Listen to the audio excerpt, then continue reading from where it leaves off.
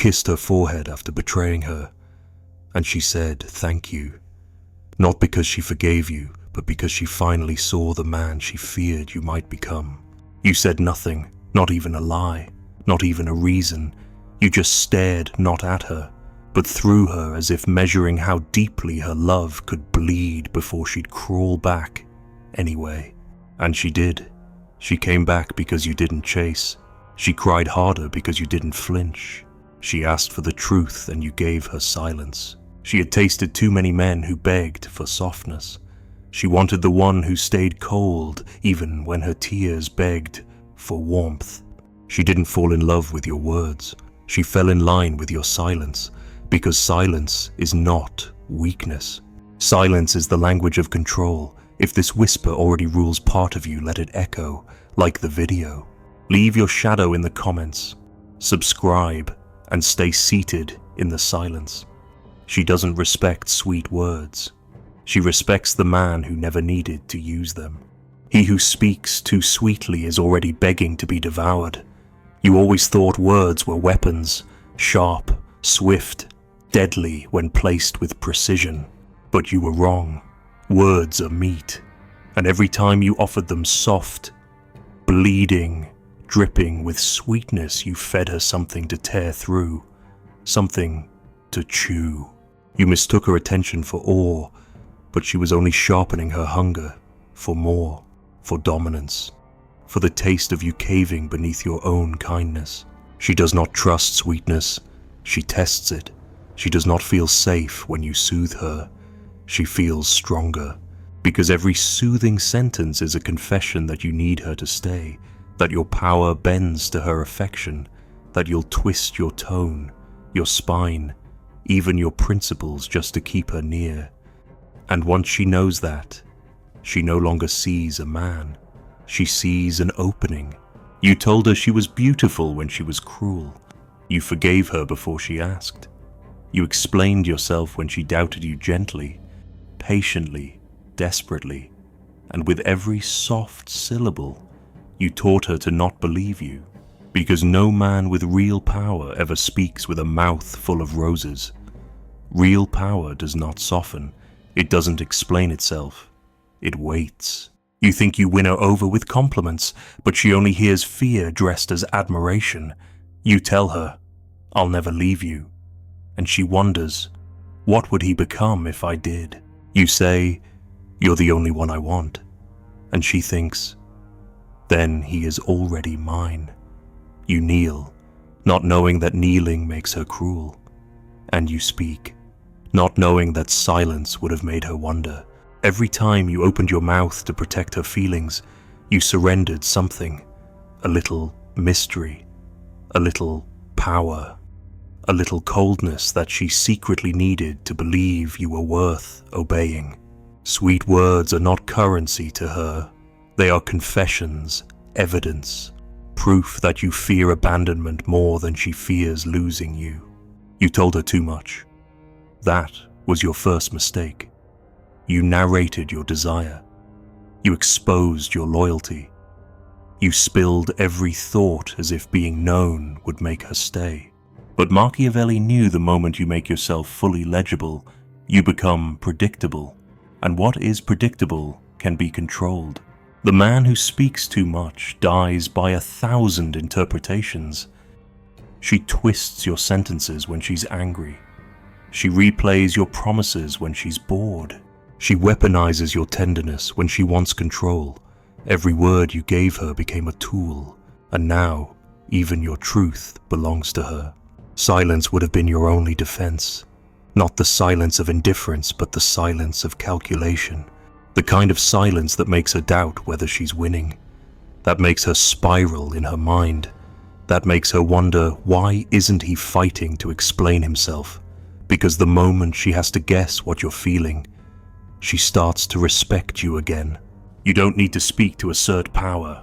In fact, the most dangerous men in history rarely did. Caesar didn't beg Brutus to stay loyal. He looked at him. Vlad didn't argue with his enemies. He impaled them without a word. And Machiavelli, he didn't write poetry for women. He wrote instruction for princes how to rule in silence, how to be feared without raising your voice. A man who speaks sweetly is a man who wants to be liked, and to want to be liked is already to submit. You give her the power to judge your worth. You hand her the crown and say, "Please, keep me." And she smiles, not because you've touched her heart, but because you've exposed your throat. She may kiss you for it. She may even say, "I love you." But underneath, she is no longer listening. She is watching you fade. Because in her eyes, the more you speak to win her, the less you seem worth winning. Real influence is not in what you say. It's in what you refuse to explain. It's in what you let her wonder. Let her ask what you meant and leave the answer hanging. Let her replay your silence at night, wondering why you didn't comfort her like you used to. Let her sit in her drama and realize it doesn't move you. That is where power lives. Not in control, but in restraint. A woman does not love words. She loves tension. She falls in love with confusion, not clarity, with mystery, not comfort. You think she's asking for your truth, but she's really asking if your truth bends when hers becomes chaotic. The man who bends is sweet. The man who holds still, even in fire, is unforgettable. You told her your fears. She nodded. You told her your dreams. She smiled. But you never noticed how she tested you more after you shared them. Because to her, your softness is not intimacy, it's material. She needs to know where the cracks are, where you'll flinch, where your tone shifts when she accuses you. And if she finds too many, she loses interest. You have mistaken sweetness for strength. But sweetness only works when it is backed by danger. A rose is beautiful only when the thorn is visible. But you hid your thorns. You filed them down. You wanted to be safe.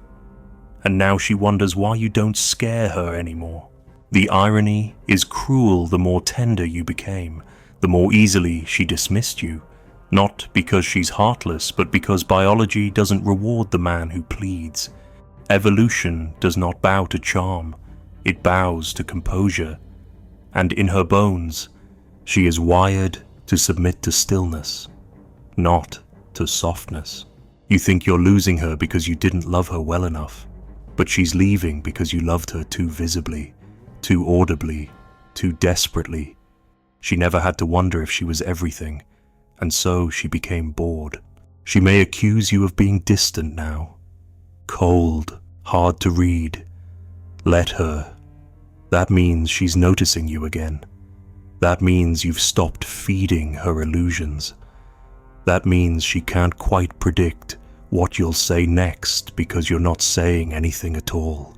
And maybe for the first time, she hears it the sound of your silence, louder than all your previous affection. If she flinches at your calm, let her flinch. If she cries at your restraint, let her cry. You are not here to dance for her moods. You are here to remain still when she tests you, to watch without trembling, to hold your tongue like a blade.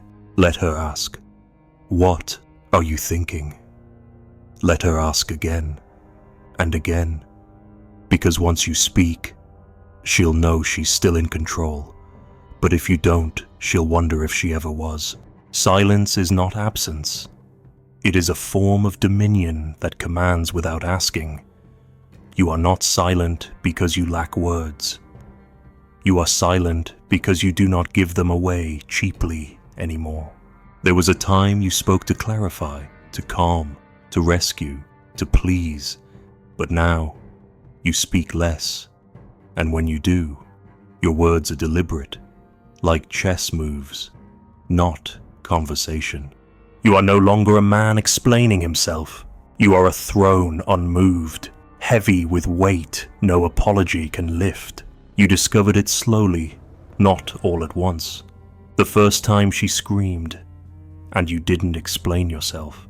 The first time she demanded an answer, and you simply looked at her not in cruelty, but in stillness, and she froze. Because silence is not retreat. Silence is pressure, and you, holding that pressure without reacting, became something she hadn't met before, a man who doesn't fear her chaos. Most men fill silence because they are afraid of being misjudged. But you understood that misjudgment is a small price to pay for power. You let her misunderstand you. You let her sit in her projections. You let her write stories in her head about what your silence might mean.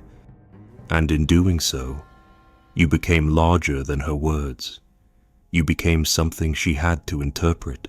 She doesn't interpret men who beg for clarity. She dismisses them, because once she understands a man fully, she feels above him. Once she knows your every fear, your every motive, she no longer needs to listen. She's already solved you.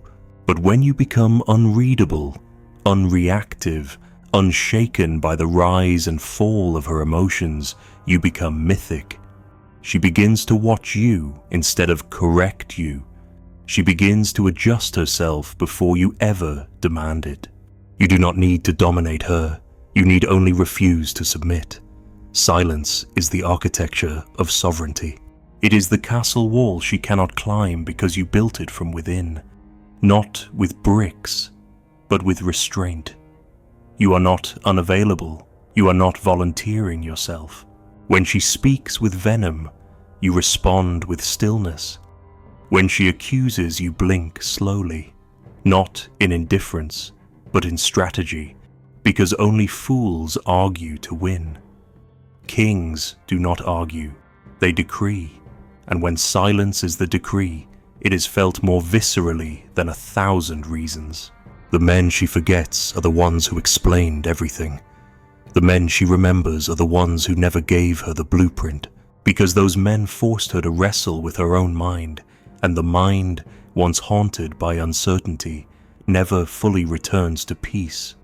She will revisit you at night, in her thoughts, not because you broke her, but because you never let her win. You used to want to be understood. Now you realize understanding is a trap. It demands performance, explanation, justification, and worst of all, it requires you to descend to her emotional altitude. But silence stays high. It does not stoop, it watches. And by watching, it forces her to rise to meet you. This is why she tests you, not to destroy you, but to see if you remain seated while the fire rages. She wants to know if you govern yourself, because if you cannot govern your own tongue, your own temperature, your own timing, how could you ever govern her storms? Silence is not empty. It is full of tension, of weight, of decisions she cannot decode. It is a theater of power where your refusal to speak becomes the script. And when she watches you, trying to guess the plot, she is no longer in control of the scene. You do not punish with silence. You do not play coy. You simply understand that words are arrows, and if you release too many, they lose their threat.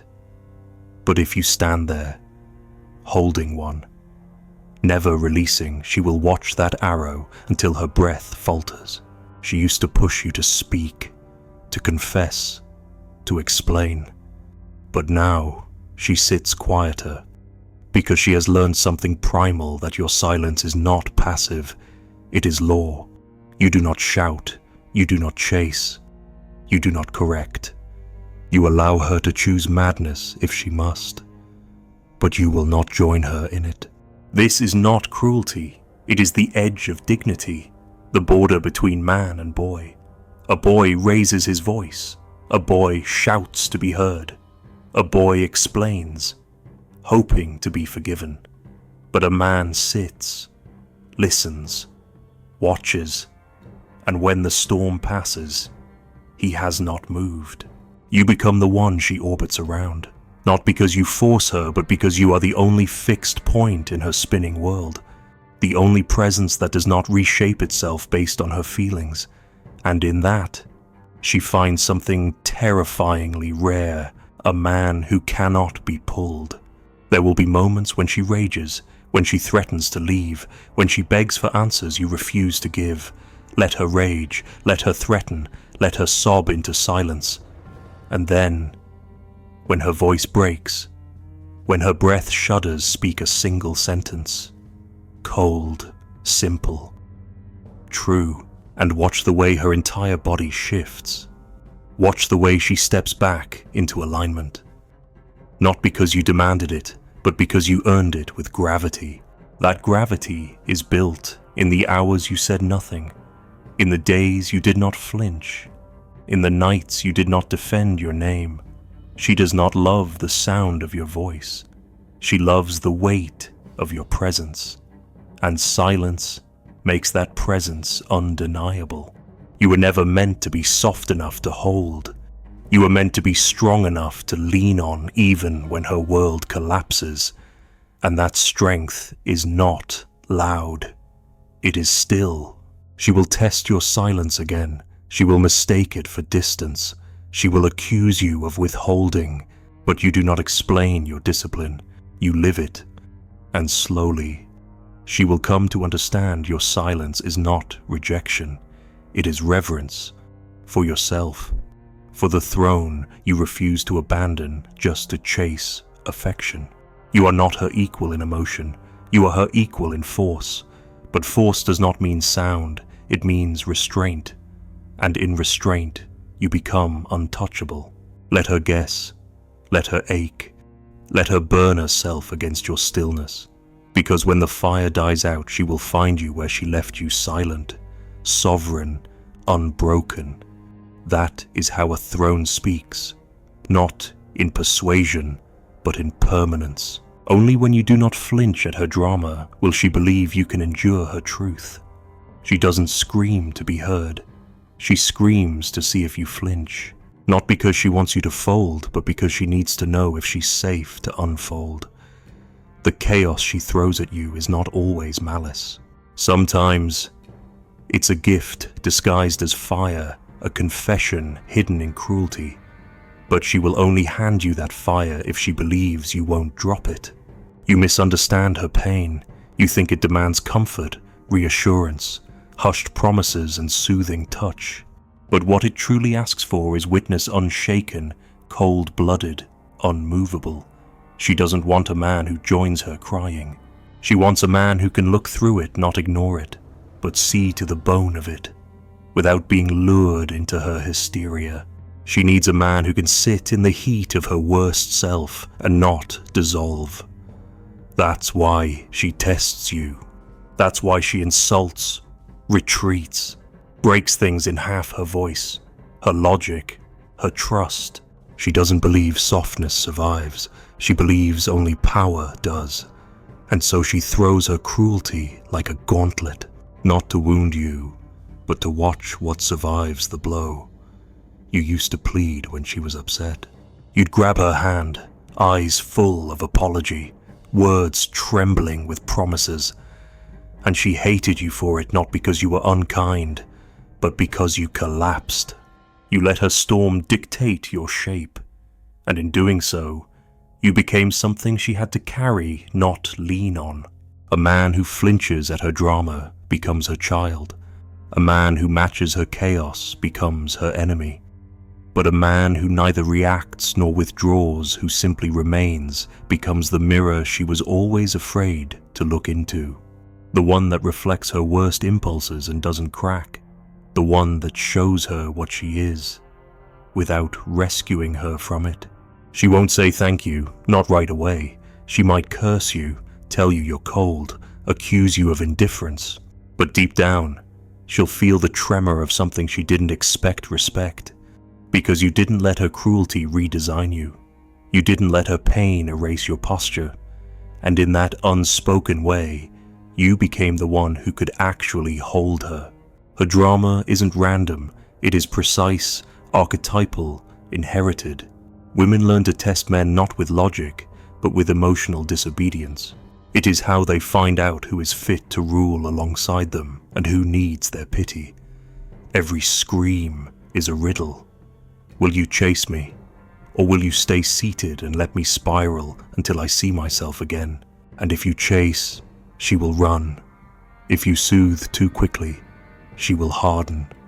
But if you watch her without contempt, without panic, without blinking, she will break herself open. She will show you the wound behind the fury, but only if she trusts you can hold it without flinching. This is not manipulation. This is animal. This is centuries of instinct where survival depended on whether the man next to her could protect the fire, not cry when it burned. If you crumble at her moods, she cannot trust you with her soul, because her soul is messy. It bleeds, it spills over, and only the stillest hands can gather it without shaking. You think she's punishing you, but she's revealing herself in reverse, through resistance, through contradiction, through ugliness. And the man who judges that ugliness, who tries to fix it, tame it, or silence it, becomes the one she must hide from. But you've learned to stand still, even when she throws her worst at you. You've become the one thing she cannot shake, a mirror that reflects her without reacting. And when she sees herself in your calm, something begins to shift. She becomes ashamed, not because you shamed her, but because she sees finally, clearly what she's become. And your silence doesn't condemn her, it convicts her, because it offers no distraction, no fight, no noise to blame, just truth, naked, inevitable, and hers. Most men never reach this moment. They yell back, they walk out, they fall apart. And so she never sees herself. She only sees war. But when you do not fight, when you do not defend, you strip her cruelty of its purpose.